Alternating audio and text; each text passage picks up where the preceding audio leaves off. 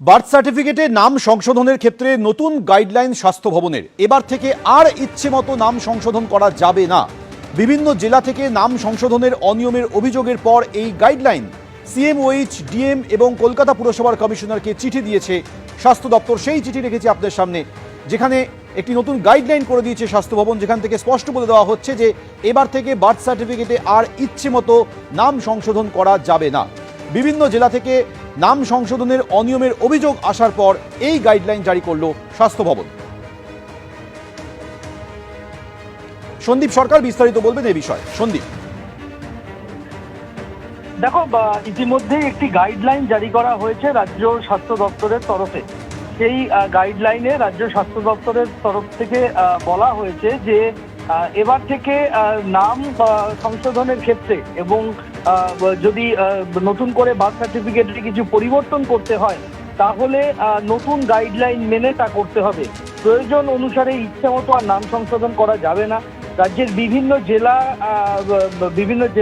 জেলার যারা স্বাস্থ্য আধিকারিকরা রয়েছেন, জেলা শাসক রয়েছেন, কলকাতা পুরসভার ক্ষেত্রে পুর কমিশনার, তাদেরকে উদ্দেশ্য করে একটি নির্দেশিকা জারি করা হয়েছে।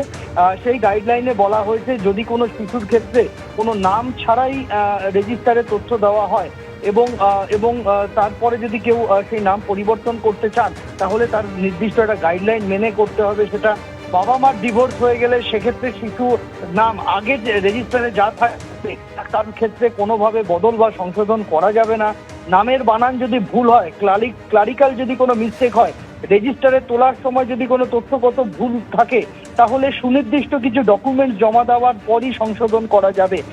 অর্থাৎ এরকম 1-2 করে একাধিক নির্দেশিকা দেওয়া হয়ে একাধিক গাইডলাইন জারি করা হয়েছে এবং বলা হয়েছে যে সেই পদ্ধতি মেনেই কিন্তু নাম সংশোধন করতে হবে এবং বার্থ সার্টিফিকেটে ভুল ত্রুটি যদি কিছু থেকে থাকে তাহলে তার পরিমার্জন করতে হবে। এই নির্দেশিকা দেওয়ার আগে কিছুদিন আগেই কেন্দ্রীয় স্বাস্থ্য মন্ত্রকের তরফে একটি নির্দেশিকা এসেছিল, যেখানে বলা হয়েছিল যে বার্থ সার্টিফিকেটে বেশ কিছু বেনিয়ম হচ্ছে। এই বেনিয়মগুলো বিভিন্ন রাজ্য থেকে নজরে এসেছে তাদের। সেই বেনিয়ম সংশোধন করার জন্য, বেনিয়মকে রোখার জন্য বেশ কিছু পদক্ষেপ করতে বলা হয়েছিল। মনে করা হচ্ছে যে তারই অঙ্গ হিসেবে এই গাইডলাইন জারি করলো রাজ্য স্বাস্থ্য দপ্তর। ধন্যবাদ সন্দীপ।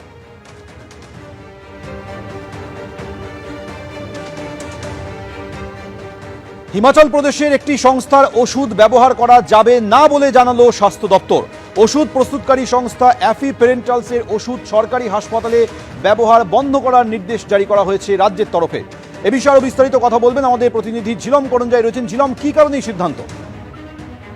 একদমই, এই যে ওষুধ প্রস্তুতকারী সংস্থা অ্যাফি প্যারেন্টাল, সেটা হিমাচল প্রদেশের ড্রাগ কন্ট্রোলের তরফ থেকে তাদের ম্যানুফ্যাকচারিং বন্ধ করতে নির্দেশ দেওয়া হয়েছে। সেইখানে তারা ভুল ত্রুটি পাওয়ায় তাদের স্টপ ম্যানুফ্যাকচারিং নির্দেশ দেওয়া হয়েছে এবং সেই নির্দেশ জানার পরই স্বাস্থ্য দপ্তরের তরফে সমস্ত মেডিকেল কলেজকে নির্দেশ দেওয়া হয়েছে যে এই সংস্থাটি মূলত ইনডোর রোগীদের জন্য 11 রকমের ক্যাটাগরাইজড ওষুধ দেয়, যার মধ্যে অধিকাংশই ক্যান্সারের চিকিৎসা।